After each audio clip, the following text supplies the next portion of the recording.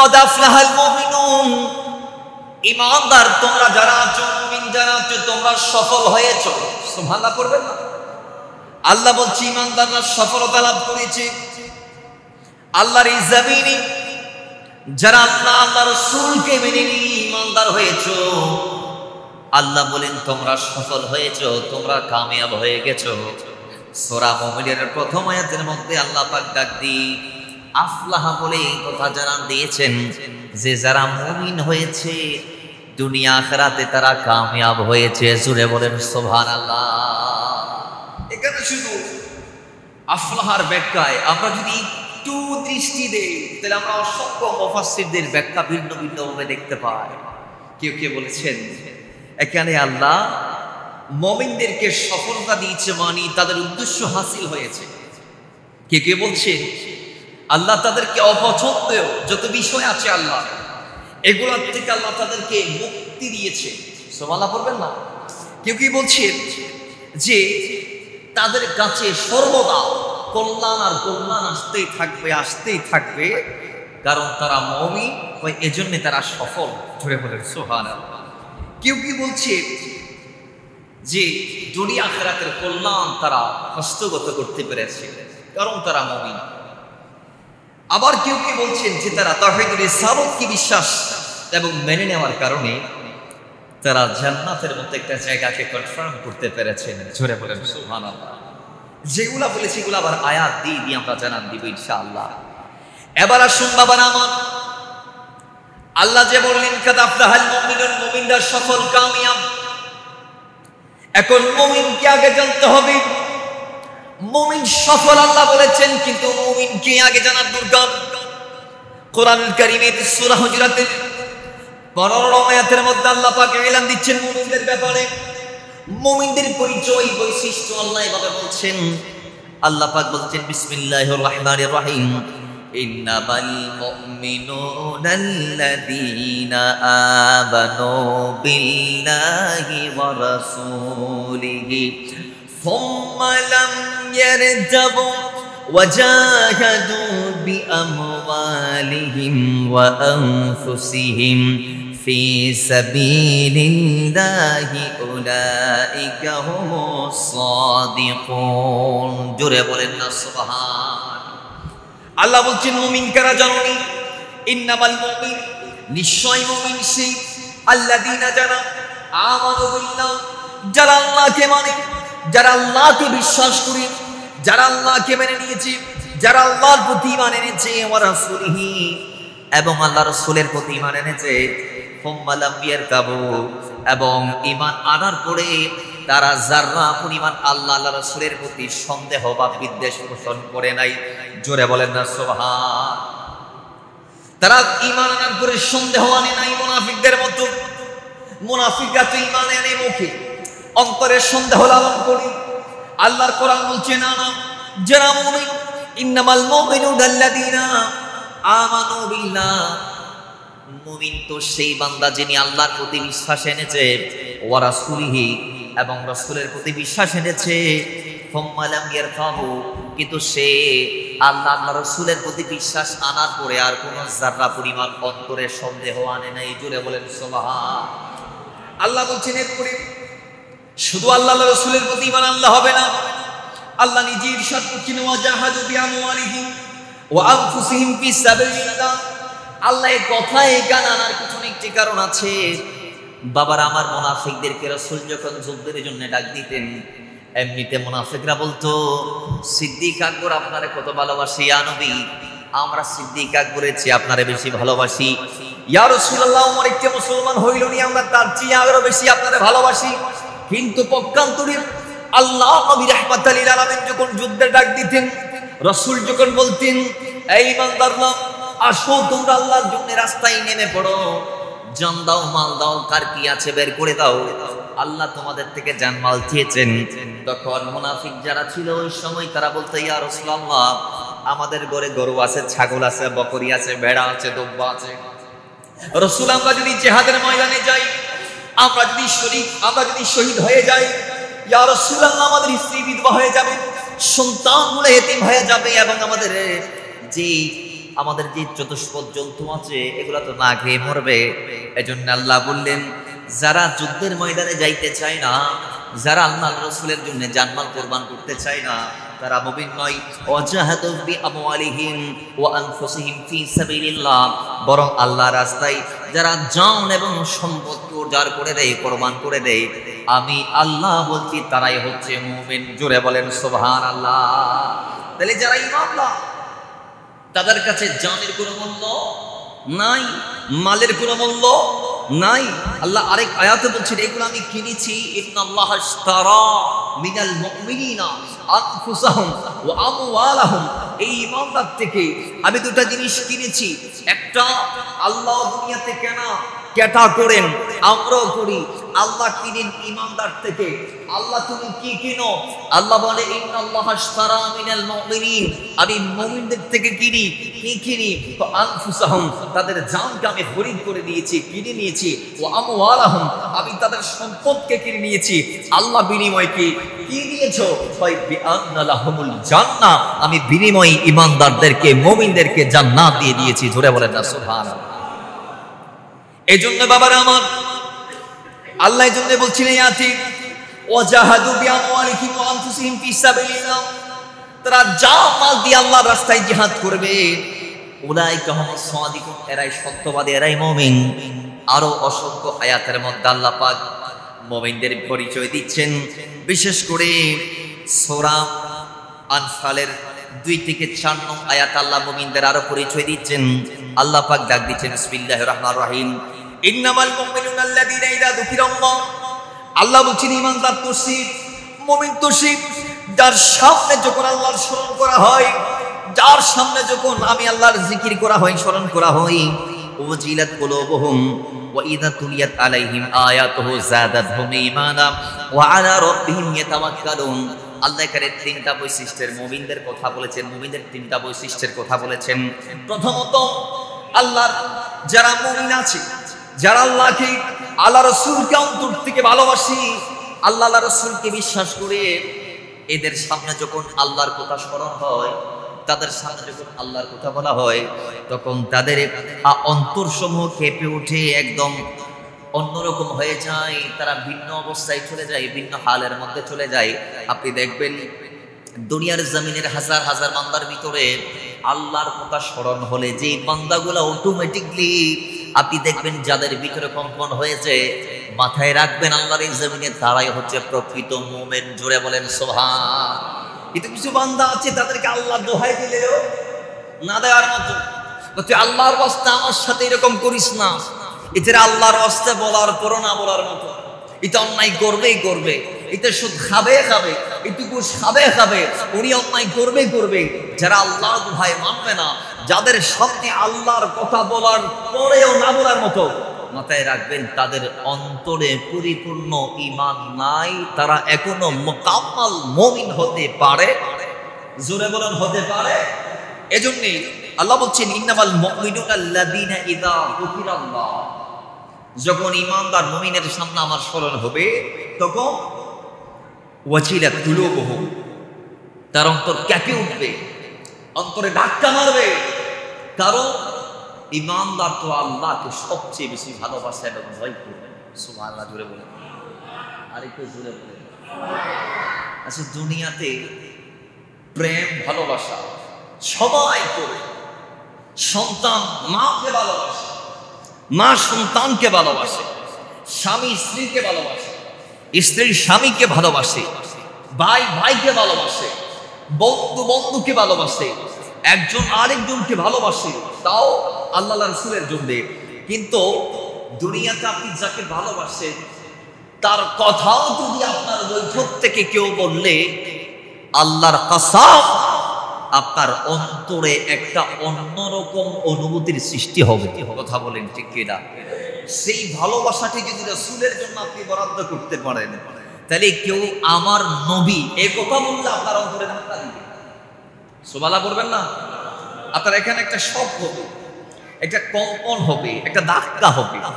কিন্তু আল্লাহ বলছেন ঈমানদার তো সে যে সূরা বাকারার 165 নং আয়াত, আল্লাহ মুমিনদের পরিচয় দিচ্ছেন কয় যে ওয়াল্লাযীনা আমানু আশাদ্দু হুব্বান লিল্লাহ, যিনি আল্লাহকে সবচেয়ে বেশি ভালোবাসে। সুবহানাল্লাহ বলবেন না? যিনি আল্লাহকে সবচেয়ে বেশি ভালোবাসে তিনি হচ্ছে ঈমানদার। এরপরে সৃষ্টি জগতে আল্লাহর পরে খালকের মধ্যে সৃষ্টি জগতে আল্লাহর নবী সাল্লাল্লাহু আলাইহি ওয়াসাল্লাম বলছেন লা ইউমিনু আহাদুকুম হাত্তা আকুনা আহাব্বা ইলাইহি মিন ওয়ালিদিহি ওয়া ওয়ালাদিহি ওয়ান নাসি আজমাইন।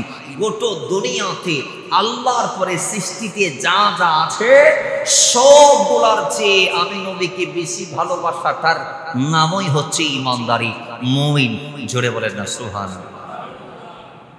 আপনি যদি মুমিন দাবি করেন তাহলে আল্লাহ রাসূলকে সবচেয়ে বেশি ভালোবাসতে হবে। এই জন্য আল্লাহ বলছে যখন তাদের সামনে আমার স্মরণ করা হবে তখন অন্তর একটা ধাক্কা দিব, অন্তর কেঁপে উঠবে। ওয়াজিলাত কুলুবুহুম ওয়া ইযা তুলিয়াত আলাইহিম আয়াতুহু, আর তাদের সামনে যখন কোরআনের কথা বলা হবে, আল্লাহর কোরআনের আয়াত যখন তাদের সামনে পাঠ করা হবে, যাদাতহুম ঈমানাত, তখন তাদের ঈমান বৃদ্ধি পাবে। এখানে ঈমান বৃদ্ধি মানে ঈমান বাড়ে না, কমে না, ঈমান আপন জায়গায় আছে।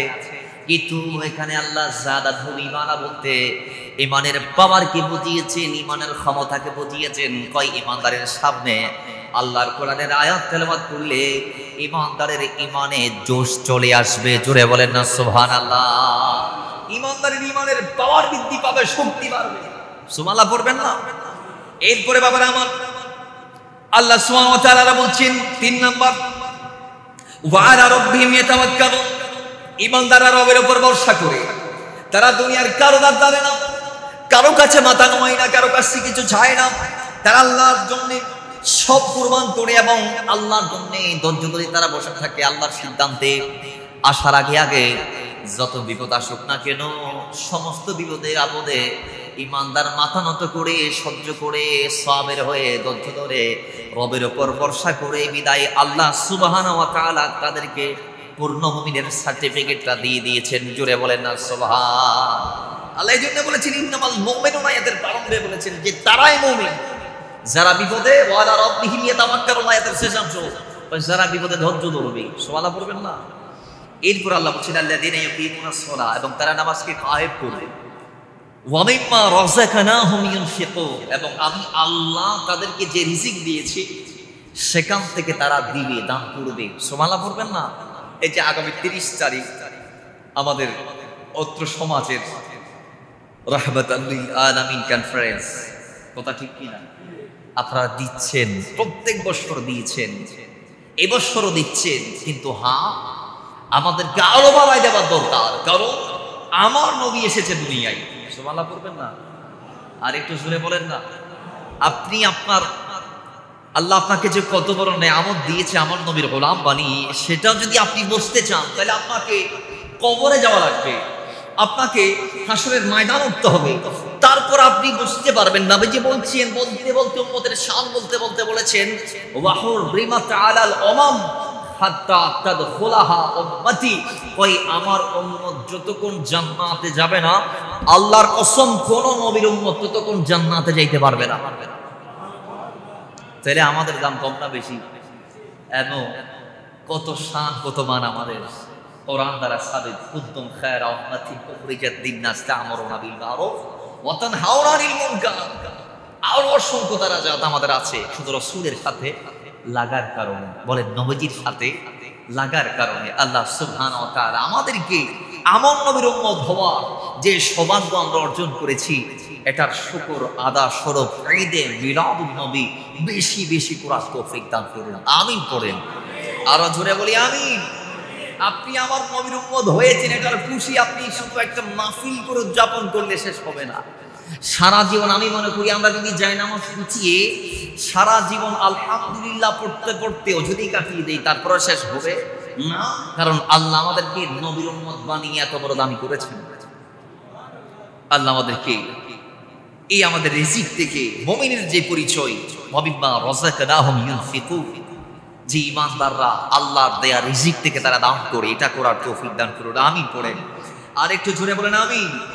এরপরে বাবার আমার আল্লাহ বলছেন উলাইকা হুমুল মুমিনুনা হাক্কান, যারা এইভাবে করবে, যাদের সামনে আল্লাহর জিকির করলে অন্তর কেঁপে উঠবে, যাদের সামনে কোরআন তেলাওয়াত করলে তাদের ঈমান বৃদ্ধি পাবে, যারা রবের উপর ভরসা করবে, নামাজ কায়েম করবে এবং আল্লাহ রিজিক থেকে দান করবে, আল্লাহ বলছেন উলাইকা হুমুল মুমিনুনা হাক্কা। জোরে বলেন না সুবহানাল্লাহ। আল্লাহ বলছে এরাই প্রকৃত মুমিন, এরাই প্রকৃত মুমিন। এখন এদের আল্লাহ কি ব্যবস্থা রেখেছেন জানার দরকার আছে না নাই? আল্লাহ বলছেন লাহুম দারাজাতুন ইনদা রাব্বিহিম, আল্লাহর কাছে আছে তাদের উচ্চ মর্যাদা। সুবহানাল্লাহ। আল্লাহর কাছে আছে এদের কি উচ্চ মর্যাদা এবং ওয়া মাগফিরা, ক্ষমা। ঈমানদারের যে ভুলগুলো হবে আল্লাহ এগুলো মাফ করে দিবে। কেমনে মাফ করবে আমরা গত সময় বলেছি। কোন একটা ওয়েতে রাসূলের ভালোবাসার মাধ্যমে, আল্লাহর ভালোবাসার মাধ্যমে, নামাজ রোজা ইত্যাদি ইত্যাদির মাধ্যমে মাফ করতে করতে আল্লাহ তো ঈমানদারকে মাফ করতেই আছে। এরপরও কোনো গুনাহ থাকলে ইন্তেকালের আগে রোগ শোক ইত্যাদি ইত্যাদি বালা মুসিবত বিপদ আপদ ওয়ালা নাবলুওয়ান্নাকুম বিশাইইন মিনাল খাউফ ওয়াল জু ওয়া নাকসিম মিনাল আমওয়ালি ওয়াল আনফুসি ওয়াস সামারাত, এগুলার মাধ্যমে আল্লাহ ঈমানদারকে মাফ করে মাসুম বানিয়ে এরপরও যদি কোনো গুনাহ থাকে তাহলে মৃত্যু যন্ত্রণা, হাদিসে পাক আসছে, একটু কঠিন করে দিবে আল্লাহ। তো মৃত্যু যন্ত্রণা, সাকরাতের যে যন্ত্রণা, এটা একটু কাতর করে কঠিন করে আল্লাহ পূর্ণ মুমিনকে একেবারে গুনাহমুক্ত করে তারপর দুনিয়ার জমিন থেকে নিবেন। এজন্য আল্লাহ বলছেন, আল্লাহ নিজে ইরশাদ করছেন যে ওয়া মাগফিরাতুন, আমি আল্লাহ তাদের জন্য ক্ষমার ব্যবস্থা রেখেছি। জোরে বলেন না সুবহানাল্লাহ। 3 নাম্বার আল্লাহ বলছেন ওয়ারিজকুল কারীম, তাদের জন্য উত্তম রিজিক রেখেছি। সুবহানাল্লাহ বলবেন না? আর একটু জোরে বলেন না। আমরা ইনশাআল্লাহ একদিন রিজিক দিয়ে বলবো। আপনারা তো রিজিক মানে শুধু মনে করেন যেগুলা খাইতেছি এগুলা না, রিজিক শুধু সেগুলা না, রিজিক নিয়ে আমরা ইনশাআল্লাহ কোন একদিন বলবো।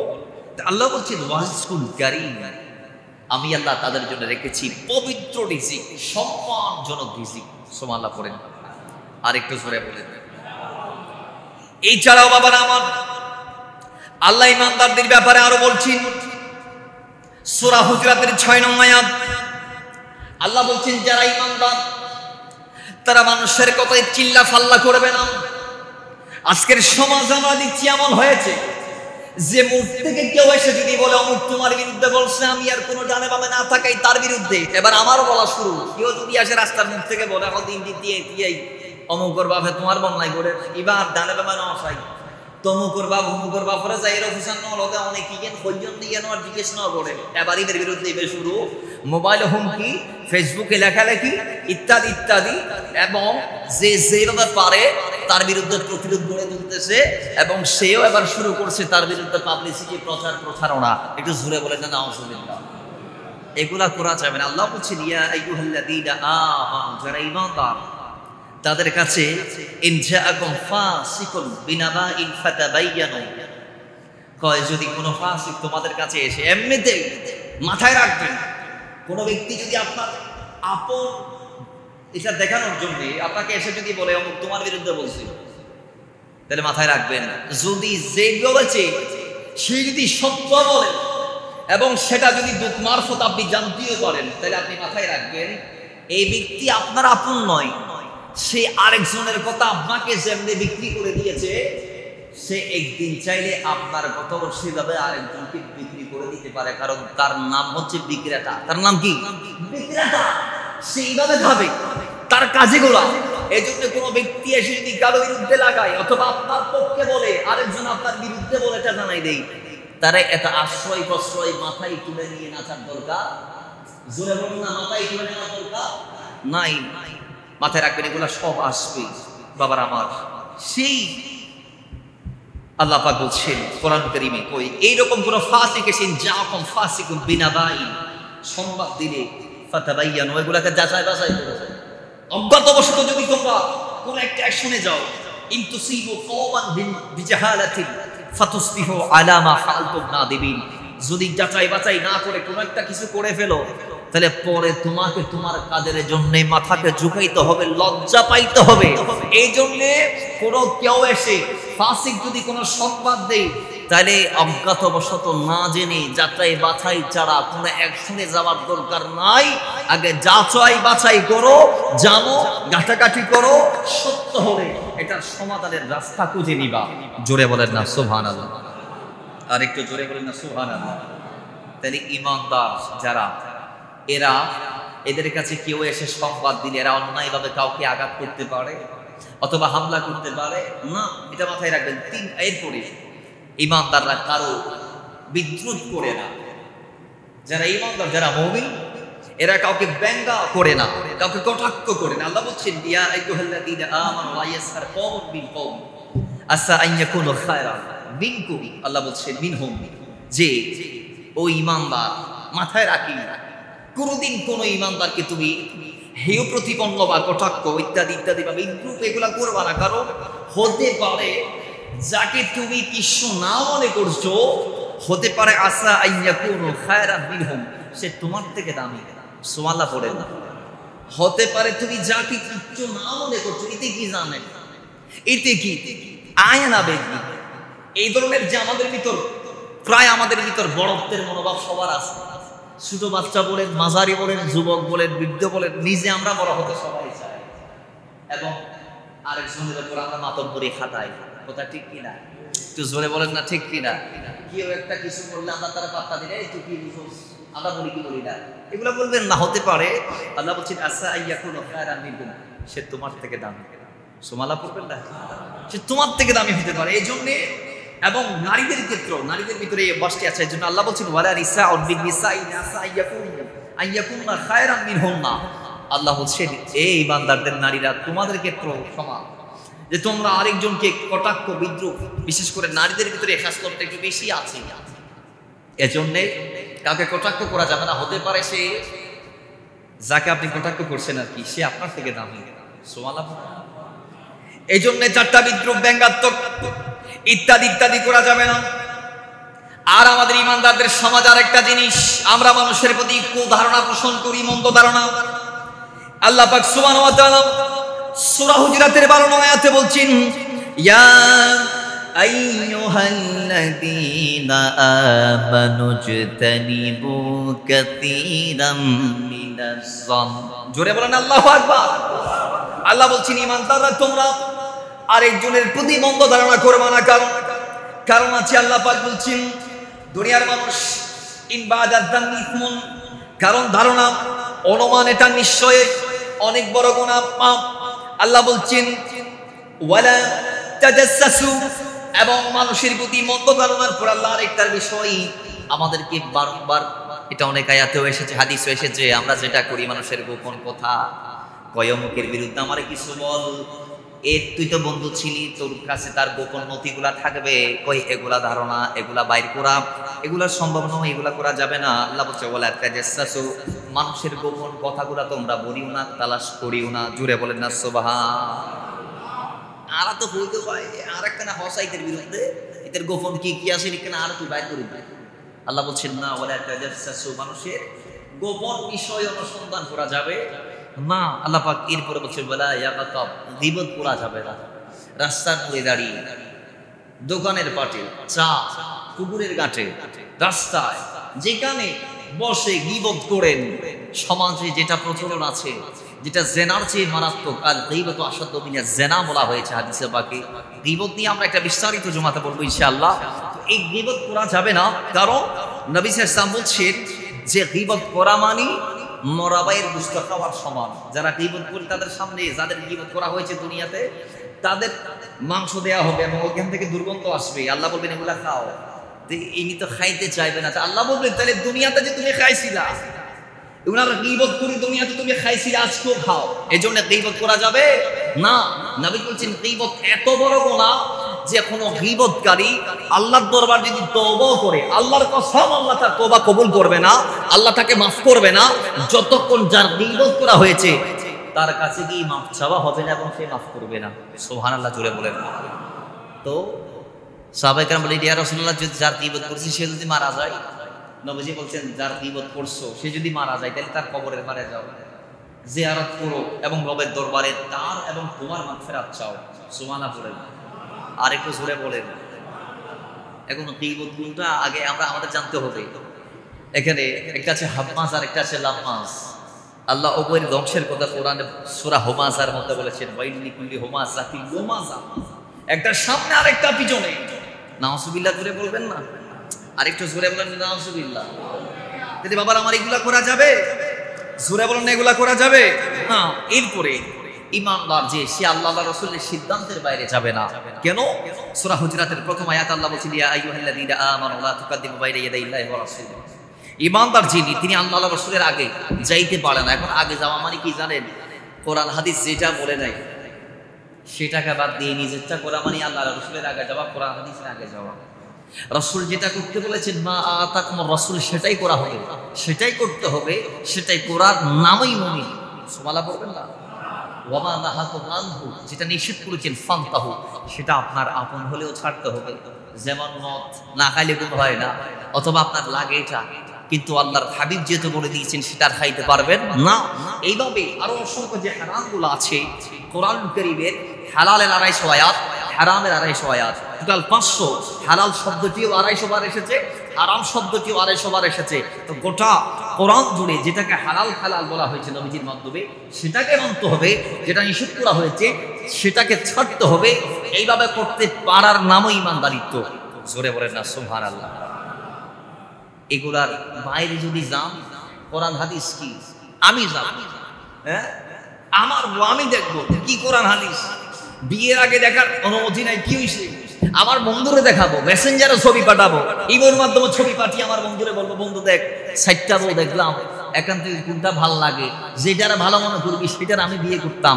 তো এইগুলা বলা করা, বিয়ের আগে নারীর হাত ধরে পার্কে যাওয়া, হারাম যত কাজ আছে এইভাবে যদি বলি, একটার পর একটা বিয়ের আগের দিন আমরা যে মেহেদি অনুষ্ঠানের নাম দিয়ে যেটা করি, কোরআন হাদিসের ভিতরে বাইরে, বাইরের বুঝতেই না এটা।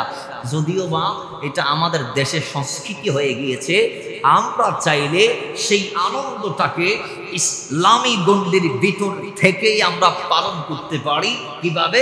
ওই আপনি সেদিন মেহেদি লাগান, হাতে কোনো সমস্যা নাই, মেহেদি লাগাইছেন আমার নবী, তবে বিয়ের আগের দিন নয়, এমনি শুনে আর কি, তো আপনিও লাগান, সমস্যা নাই। আর বিশেষ করে মেয়েরা পারবে এই মেহেদি, পুরুষরা হাতের মধ্যে যে ফুল আঁকা আঁকি, এগুলা কি নাউযুবিল্লাহি মিন যালিক।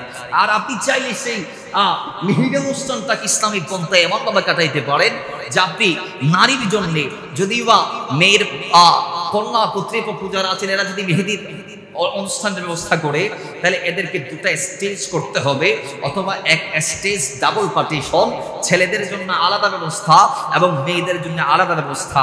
এমন ব্যবস্থায় যদি অনুষ্ঠান করতে পারেন করেন, কিন্তু আজকের সমাজে সেটা হচ্ছে না।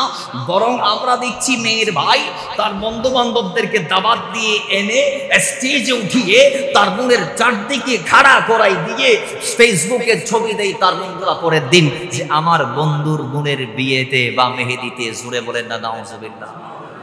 এখন এরা তো দেখছে দেখছে গুনাহ হইছে, এখন এরা আবার ছবি মারি ফেসবুকে সারি গোটা দুনিয়ার সবারই দেখায়, আছে না নাই? বিয়ের পরের দিন মেয়েরা জামাইয়ের বাড়ি নিয়ে গেল, নিয়ে যাওয়ার পরে এবার জামাইয়ের আড়াইল্লা ফারাইল্লা যারা আছে সবাই আসি বোমটা তুলি তুলি দেখে, আছে না নাই?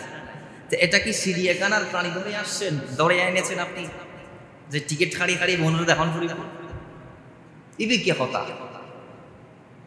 এই সিস্টেম গুলো আবার কালকির থেকে নামার পরে, আরেক থেকে নামানোর পরে বলে বোনের জামাইরা নাকি ওই শালার বউরে নাকি কুলের মধ্যে নিয়ে বাড়ির ভিতর প্রবেশ করাবে। এগুলা কি? এগুলা কি ইসলাম? জোরে বলেন, এগুলা কি ইসলাম? হতে পারে না এগুলা।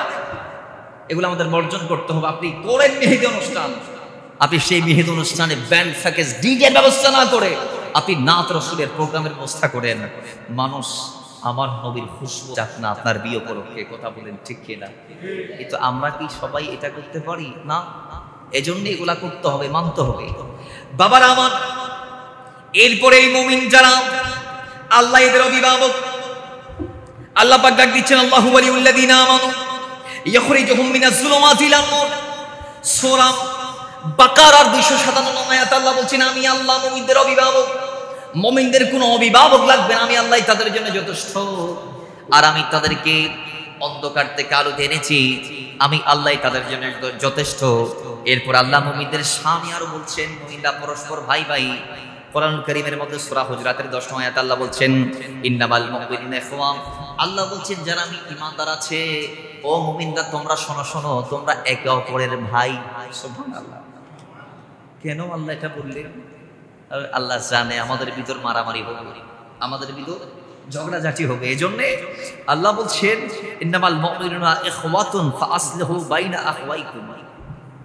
কই তোমরা যেহেতু একজন আরেকজনের ভাই, তোমাদের ভাই ভাই যদি কোনো ভুল ভ্রান্তি হয়, মনোমালিন্য হয়, কথা কাটাকাটি হয়, তাহলে তোমরা পরস্পর বসে এটাকে সমাধান করো। ফাআসলিহু বাইনা আখওয়াইকুম, তোমরা একে অপরের যেগুলা হয়েছে ভুল ভ্রান্তি ঘাটতি মনোমালিন্য, এগুলাকে তোমরা বসে সমাধান করো। এখানে সালিশ বিচারকের দরকার নাই, তোমরা দুই ভাই মিলে বসো। ভাই কি সমস্যা?